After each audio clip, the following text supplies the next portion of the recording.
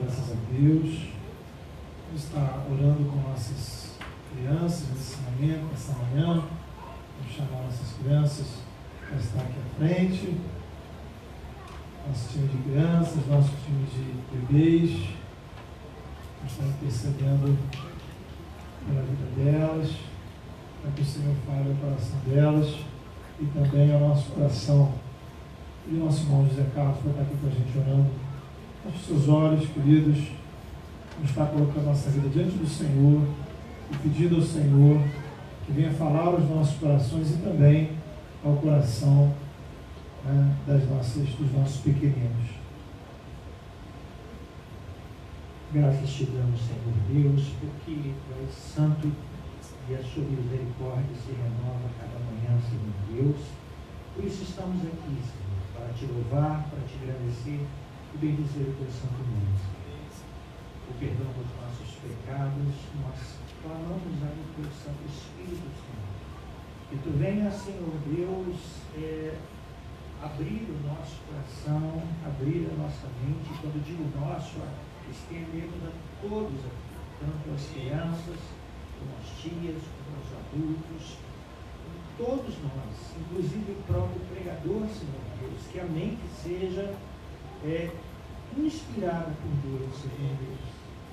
E que essa palavra, Senhor, que é a Tua palavra, que é a verdade absoluta, inquestionável, inerrante e infalível, Senhor, chegue à nossa mente, ao nosso entendimento, mas que ultrapasse essa barreira e seja implantada em nosso coração, de tal forma que sejamos confrontados a mudar, a operar a nossa vida e sejamos a cada dia mais semelhantes a Cristo, tendo a mente de Cristo. Assim nós te agradecemos, Pai, porque temos certeza que assim Tu farás. Agradecemos em nome de Jesus. Amém. Amém, graças a Deus. Deus abençoe nossas crianças, nossos pequenos. Vamos estar abrindo a palavra de Deus, queridos. Atos, capítulo 9. Atos 9. A gente vai ler a partir do versículo 1. E se você deseja receber a Bíblia aberta para poder acompanhar a leitura e a explicação, é só levantar uma de suas mãos. Atos, capítulo número 9, versículo de 1 até o 19.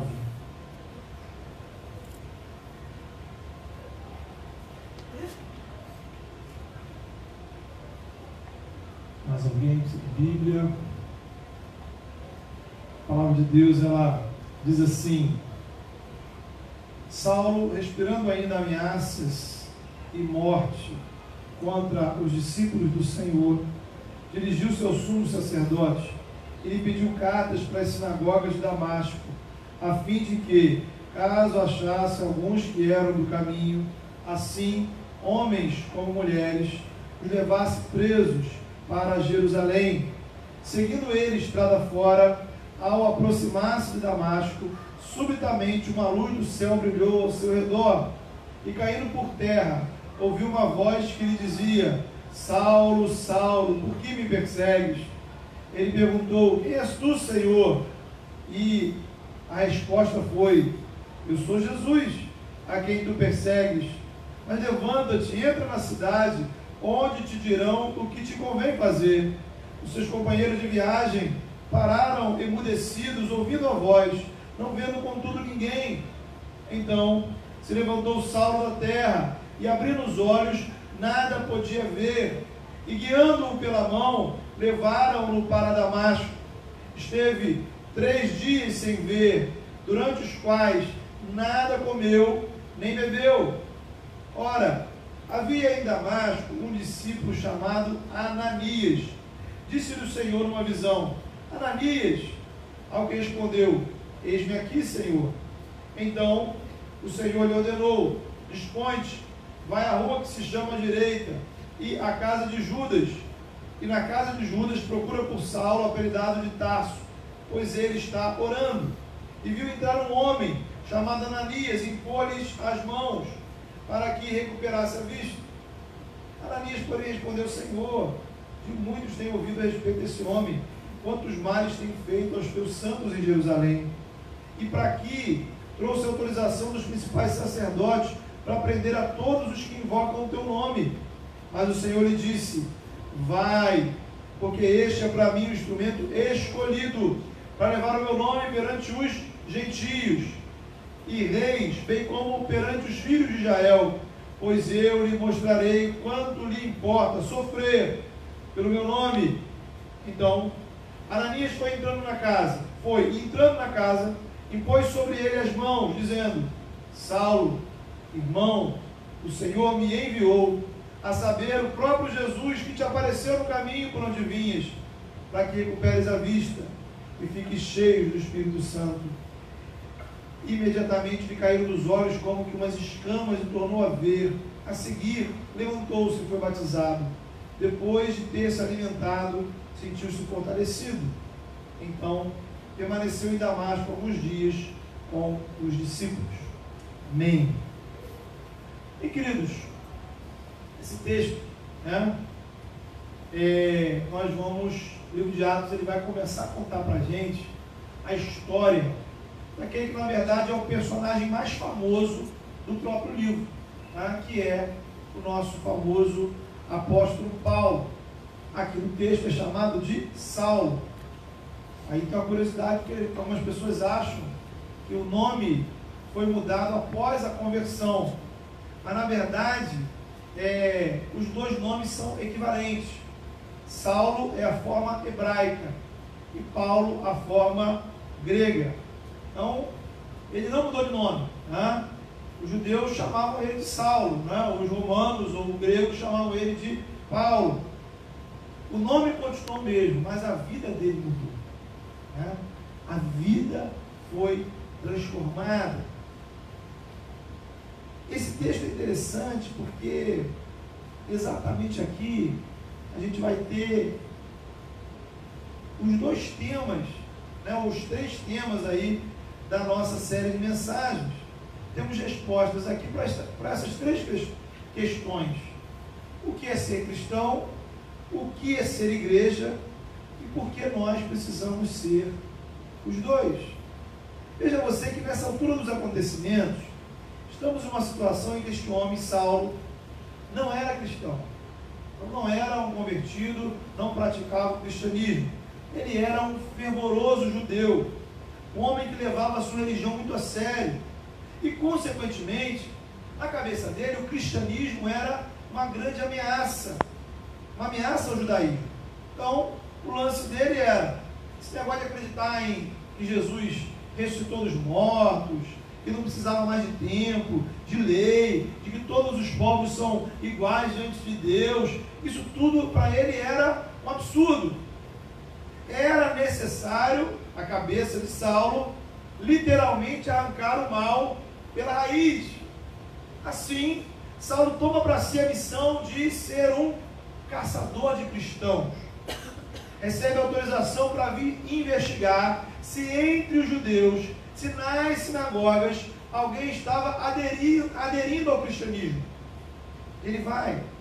Se encontrasse um judeu cristão, aprender, levar para Jerusalém, e provavelmente essa pessoa teria o mesmo destino de Estevão: a morte.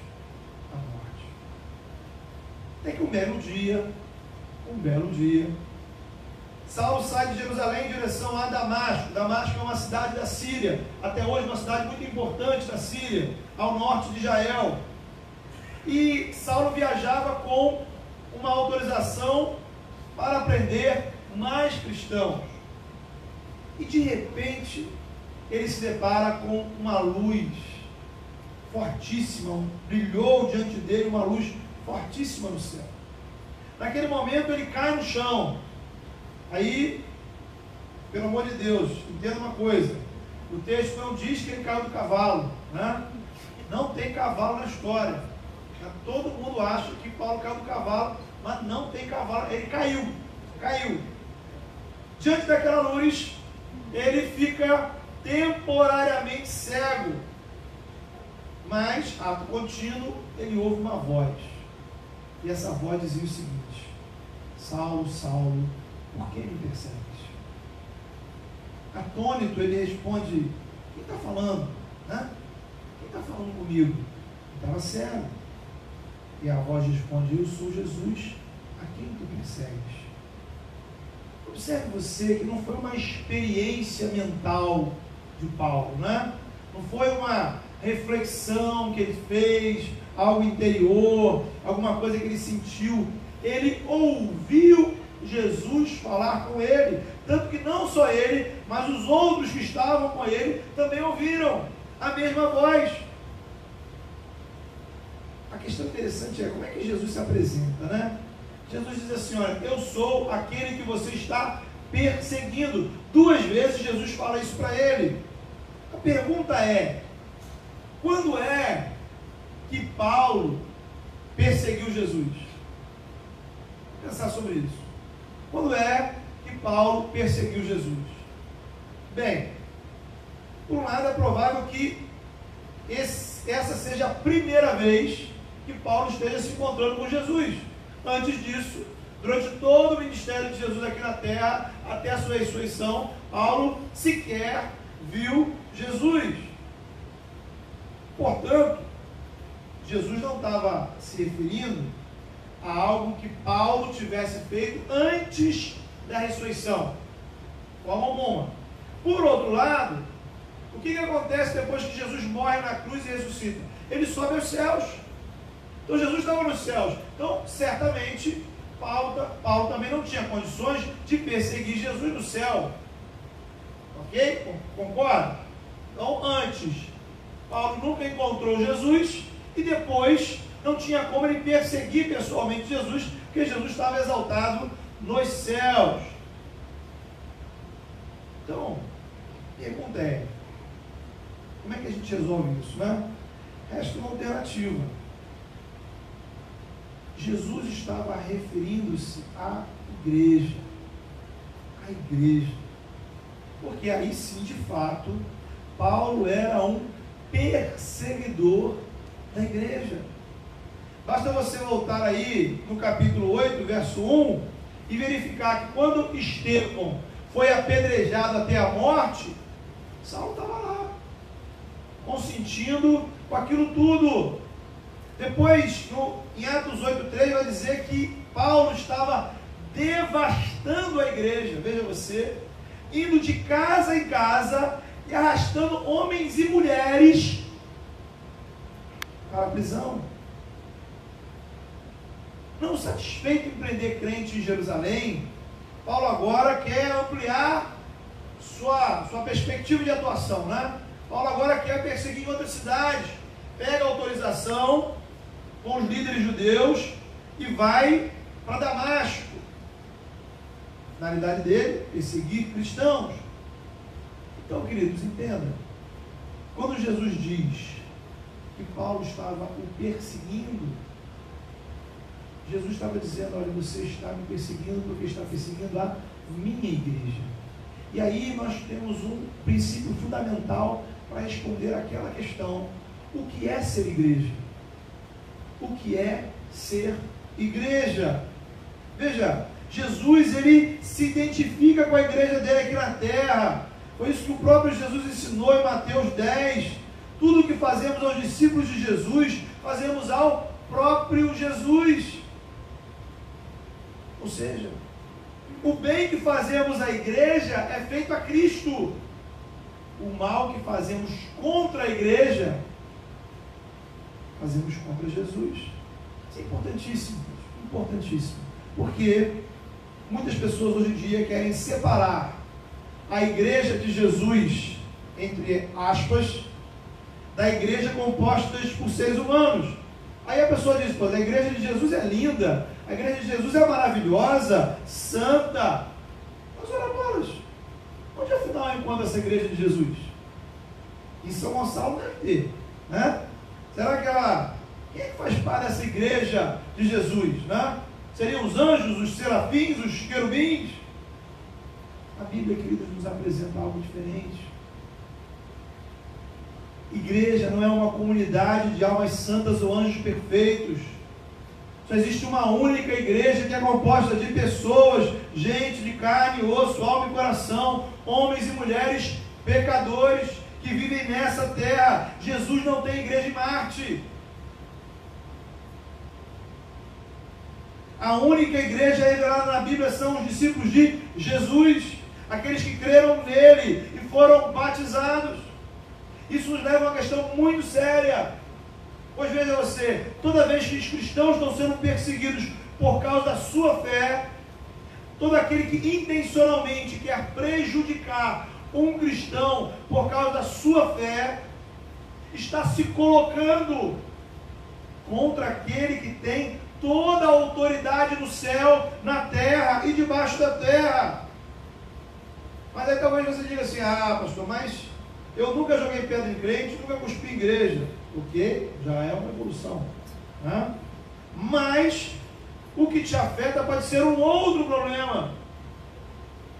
Você não persegue a igreja, mas talvez você a menospreze. Mas por caso, não se importa.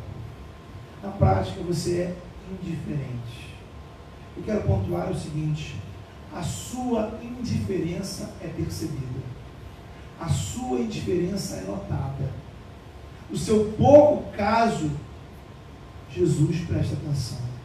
O que importa aqui, veja você, não é o pastor ou a igreja, não é o que as pessoas pensam sobre você, mas é aquele que está falando aqui com Paulo, é Jesus. É como ele percebe e interpreta as suas atitudes. A questão é, se Jesus, o Filho de Deus Santo, Senhor do Universo, que venceu a morte, ressuscitou, se ele se identifica e se vincula à igreja, ser cristão é estar vinculado e identificado a Jesus e a igreja dele. Naturalmente, obviamente, não precisa ser esta igreja, mas precisa ser uma igreja de seres humanos, né, de preferência, seres humanos pecadores, que confessam Jesus como o Senhor e Salvador. Não pode ser uma igreja que só existe na teoria, no discurso, né? Uma igreja teórica, não, uma igreja de gente. Se você é membro desta igreja, se você é membro de outra igreja, o ponto é, precisamos nos importar com a igreja, precisamos nos importar com ela, porque a maneira como lidamos com a nossa igreja é notada por Jesus. Precisamos valorizar a igreja, levá-la a sério, se importar e demonstrar isso em atitudes. Se você não congrega em lugar algum e acha que esse negócio de igreja é bobagem, talvez você pense: o negócio de igreja está ultrapassado, né? Esse texto serve de alerta para você e para todos que pensam assim. Talvez você esteja nessa atitude rejeitando muito mais do que a igreja, assim como Paulo estava perseguindo muito mais do que um bando de crentes, estava perseguindo o próprio Cristo. Que fique claro, queridos, isso não tem a ver com uma denominação, isso não tem a ver com o pastor. Talvez você que esteja chegando aqui, né, aqueles que estão frequentando a igreja mais recentemente, pode conferir, né? Especialmente aqueles que frequentam os nossos núcleos, sabem disso. Temos um compromisso de honrar as demais igrejas. Não faz parte da nossa filosofia de trabalho falar mal dos outros. O Evangelho não ganha com isso. O que estamos falando aqui tem a ver com casamento. Vamos pensar em casamento, né? Deus me criou homem, mas Ele não me mandou casar com todas as mulheres. Casamos com uma única pessoa. Às vezes, por situações que não desejamos, não planejamos, o casamento chega ao fim.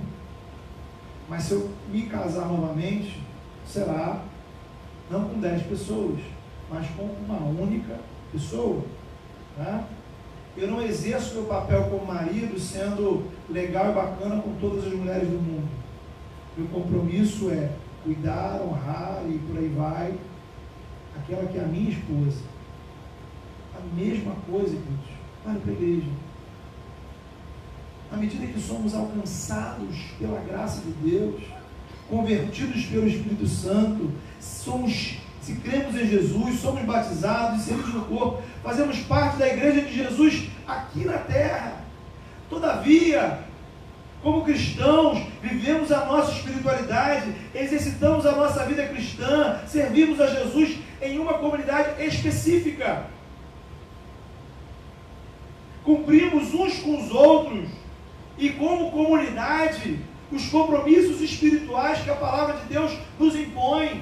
Não dá para dizer, eu amo o povo de Deus, eu amo essa igreja de Jesus, adoro o reino de Deus, vou em várias igrejas, mas não congrego em lugar nenhum. Espiritualmente você precisa se casar. Espiritualmente você precisa se comprometer. E da afirmação de Jesus aqui em Atos e nos Evangelhos, concluímos algo muito especial. Ou seja, é o outro lado dessa ponta. Né? Se a nossa indiferença ela é notada por Cristo,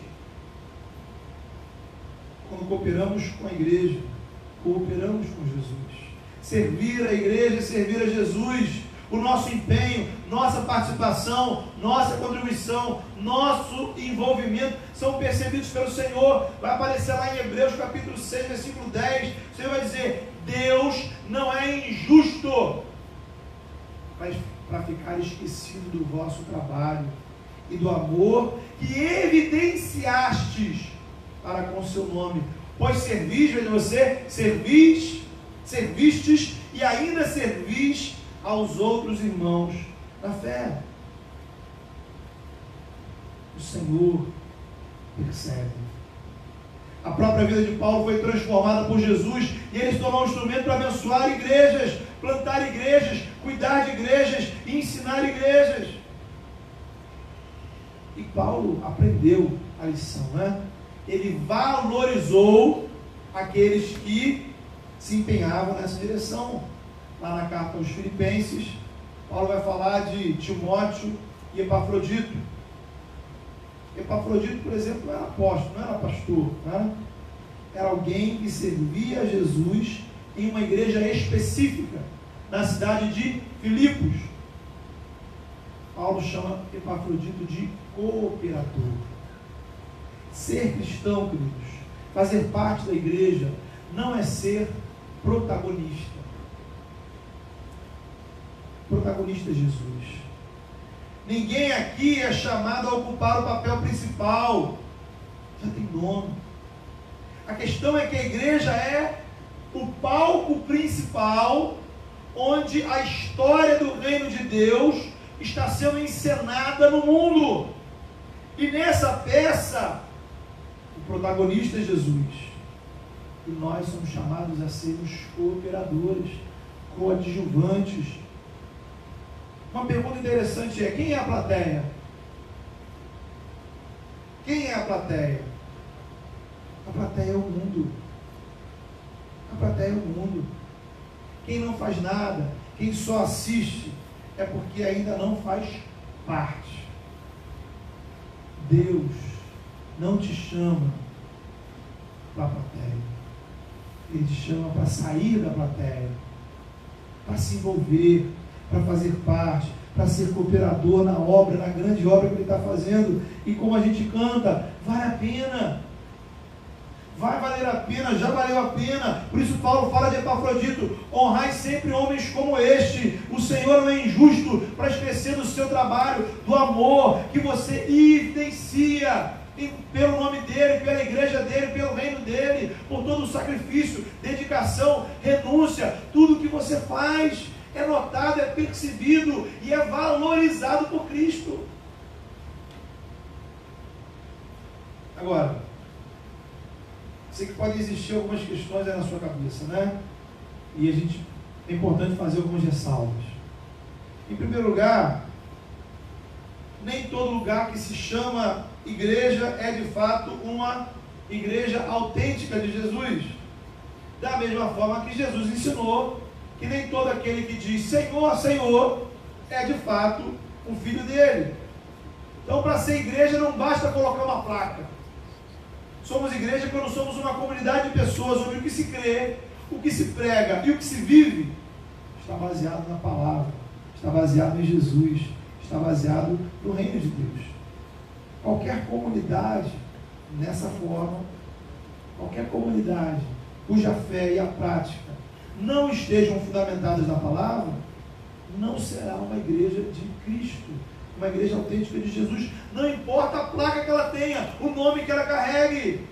Assim como tudo nesse mundo, como qualquer coisa que você imaginar, existe falsificação, não é verdade? Se até remédio se falsifica, igrejas também se falsificam, são falsificadas. E justamente o ensino da igreja é que vai demonstrar onde estão os compromissos daquela comunidade. Os compromissos estão na palavra ou em outros interesses.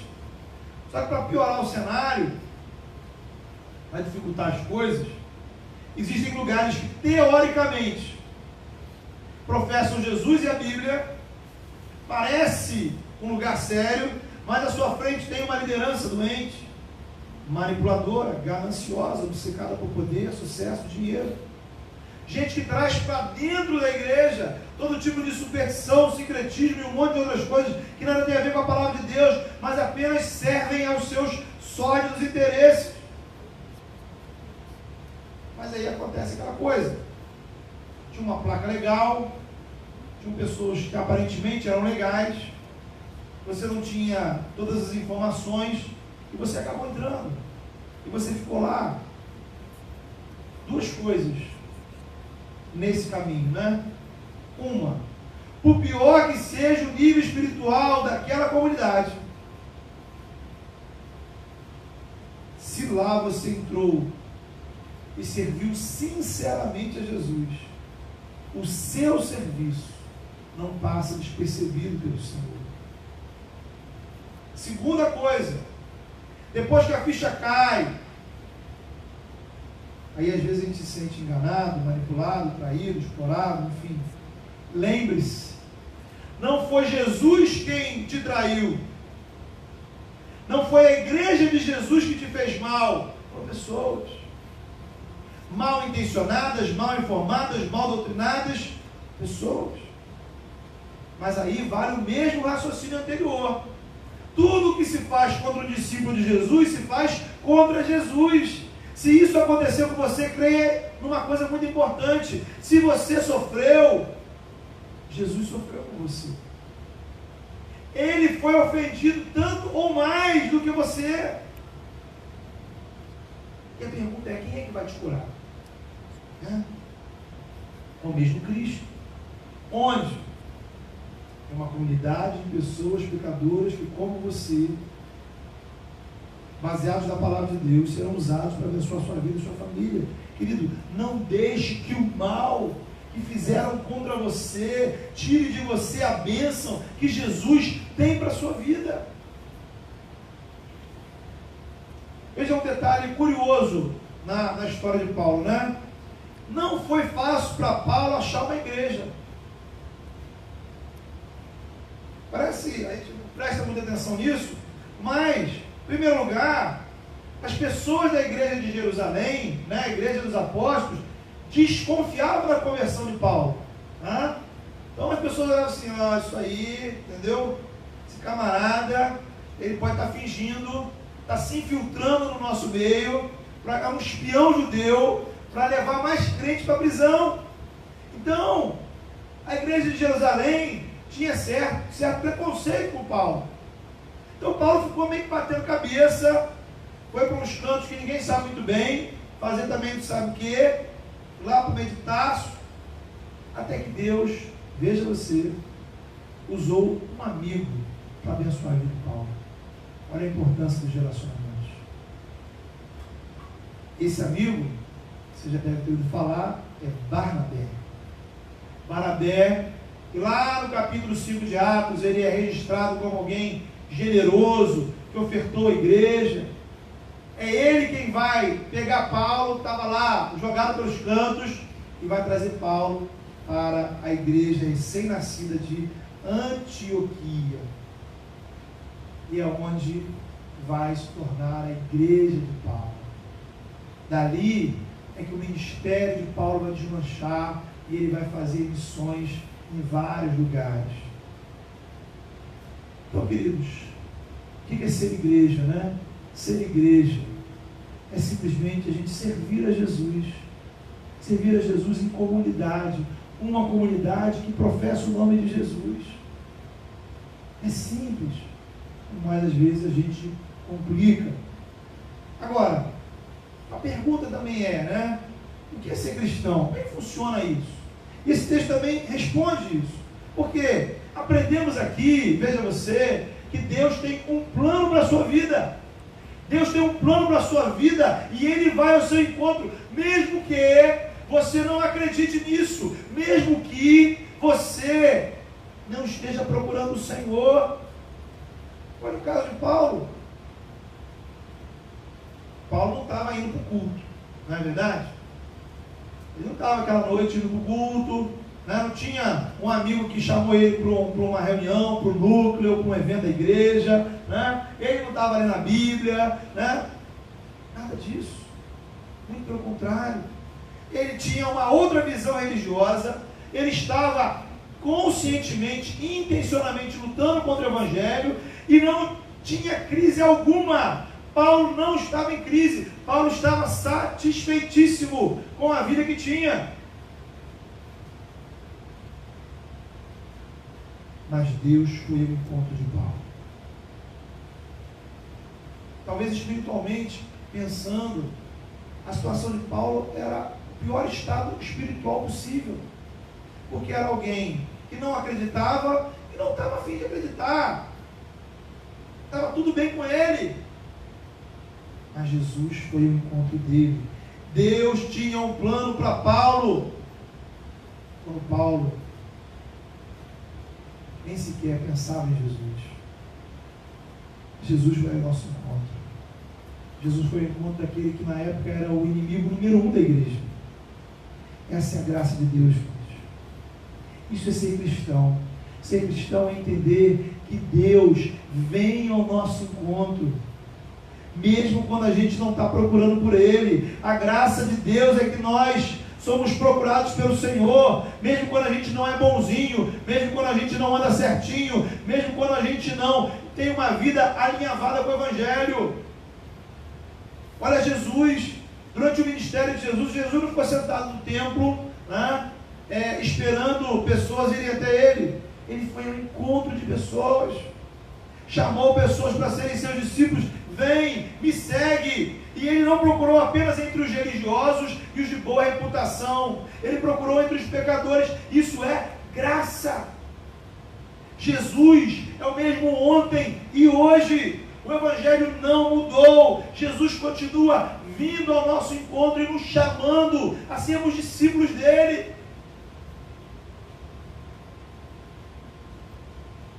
Paulo ouviu a voz de Jesus naquele caminho. Hoje, quando você ouve a voz do Evangelho, você também está ouvindo Jesus. Jesus está falando com você, porque Ele fala com você através da palavra.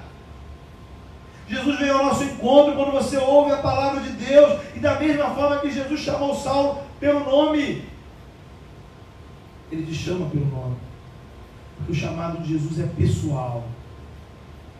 Só você pode respondê-lo.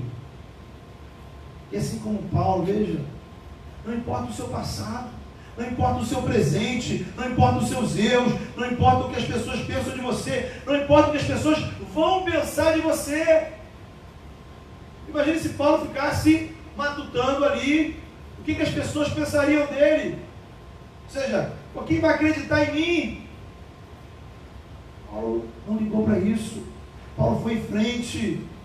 Não importa nem mesmo o que os cristãos pensam de você. Não importa nem o que você mesmo pensa de você. Importa a vontade de Deus. Importa o chamado de Deus. Deus está te chamando. Deus tem um plano na sua vida. Olha que interessante, né? Pensando mais uma vez na pergunta de Jesus para Paulo, Jesus pergunta assim, por quê? Por que Paulo? Né? Então, Jesus pergunte para você essa mesma questão, por quê? Por que você está agindo assim? Por que você está fazendo isso? Por que você está andando desse jeito? Por que você não está fazendo o que era fazer? Louvado seja Deus, porque essa é uma pergunta que a gente não precisa responder. Olha como a graça de Deus é maravilhosa. Há perguntas que Deus nos faz que não há como serem respondidas, nem precisam ser respondidas, mas é apenas para você ouvir a pergunta. Paulo não respondeu. Paulo não deu resposta nenhuma, não tinha resposta. Paulo creu, se rendeu aos pés de Jesus e obedeceu ao chamado de Deus para a vida dele. Às vezes a gente se perde tentando entender a gente mesmo, né? Tentando entender por que é isso, por que é aquilo, por que eu fiz, por que eu vou fazer, e a gente fica procurando essas explicações e a gente não encontra. A gente deve, querido, às vezes esquecer as explicações e se ater à voz que fala conosco. Sim, Senhor, o Senhor está me chamando, eu vou te obedecer. Eu vou te obedecer. Dias depois, Paulo foi batizado, recebido na igreja, foi viver para servir o Senhor, junto com outros cristãos. Veja como o Senhor usa pessoas, queridos. Certamente, né? Qualquer pessoa que um dia já pisou na igreja, uma vez que sequer, ou mesmo que nunca foi na igreja, já ouviu falar de Paulo, né? Agora, quantos já ouviram falar de Ananias? Né? Quantos já ouviram falar de Ananias? Ananias foi o servo que Deus usou para abençoar a vida de Paulo. Deus usa pessoas. Deus nos usa para abençoar a vida uns dos outros. Deus falou para Ananias, veja como Ananias hesitou. Senhor, é desse Paulo mesmo que você está falando? Eu sei que ele veio para cá e quer matar cristão, quer prender cristão, só quer que eu vá lá até ele. Mas Ananias obedeceu, ouviu a voz do Senhor, obedeceu. É curioso que ele entra na casa, né? A gente não sabe, obviamente, os detalhes, mas o que parece assim, é que Ananias entra, nem dá bom dia, nem boa tarde, nem boa noite, ele já sai com a mão assim, Senhor, te andou aqui, né? Aquela coisa assim, bem, vou fazer o que eu tenho que fazer, vou embora. Mas Ananias obedeceu a voz do Senhor, fui lá. Queridos, a graça do Senhor transformou Paulo em perseguidor da igreja, instrumento de Deus para a conversão de muitas pessoas. Através de Paulo, igrejas foram plantadas. O que ele escreveu até hoje fala ao nosso coração. Mérito dele? Ao que ele procurou? Não. Graça de Deus. Essa mesma graça age hoje entre nós. O mesmo Jesus fala com você agora. O mesmo Jesus chama você a render-se perante Ele, ser transformado por Ele. Ele te chama a fazer parte da igreja, que Ele mesmo instituiu. Ele te chama a sair da plateia. Sair da plateia. Deixar de ser um mero espectador e passar a ser um cooperador dessa obra que o Senhor tem realizado. Feche seus olhos, vamos orar. Coloque a sua vida diante do Senhor nesse momento.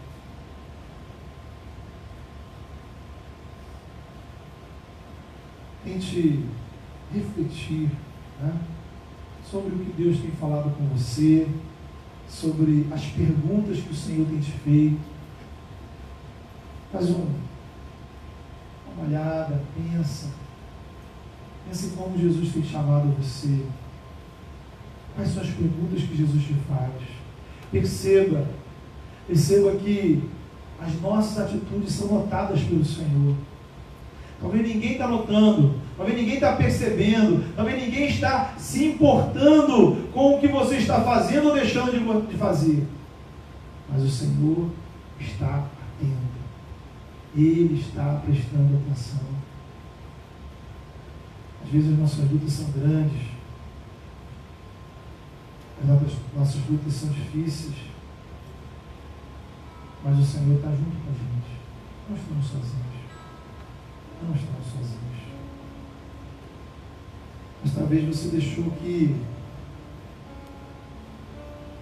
questões, né? Coisas que fizeram com você, situações da sua vida, te levaram ao estado de indiferença. Lembre, a sua indiferença também é notada. Mas essa manhã, o Senhor não te pede explicações. O Senhor te chama a um posicionamento. Jesus não ficou discutindo com Paulo ali toda a vida por que Paulo estava vivendo daquele jeito. Jesus fez um chamado. Paulo atendeu aquele chamado. Paulo se colocou diante do Senhor. O Senhor chamou Ananias. E Ananias obedeceu o chamado do Senhor. E às vezes a gente olha para a nossa vida e fica imaginando, poxa, como é que pode ser, né? O mesmo Jesus que transformou a vida de Paulo, mesmo a graça de Deus age entre nós e transforma aquilo que em nós parece impossível.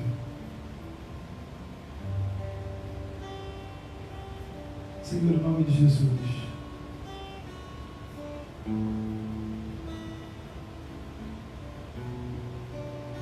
vem com teu Espírito Santo, Senhor. Abrir os nossos ouvidos, mente, que a gente ouça a tua voz, que a gente ouça o teu chamado, que a gente ouça as perguntas que o Senhor está nos fazendo.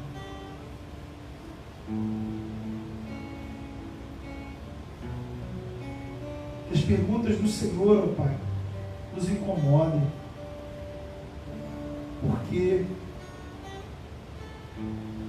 Porque estamos sendo tão indiferentes, porque estamos sendo tão displicentes, porque não estamos nos comprometendo, porque não estamos vivendo aquilo que sabemos que devemos viver, porque os erros, as fraquezas, os pecados se multiplicam em nossas vidas.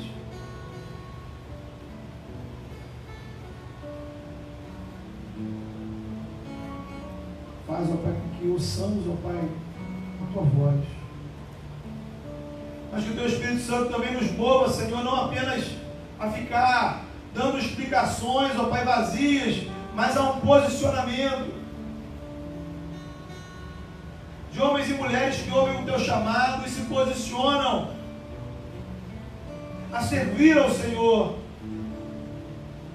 a crer em Jesus Cristo que morreu na cruz pelos nossos pecados, ressuscitou, a crer, ó Pai, que nele, Senhor, temos salvação, que nele temos perdão, que nele temos libertação.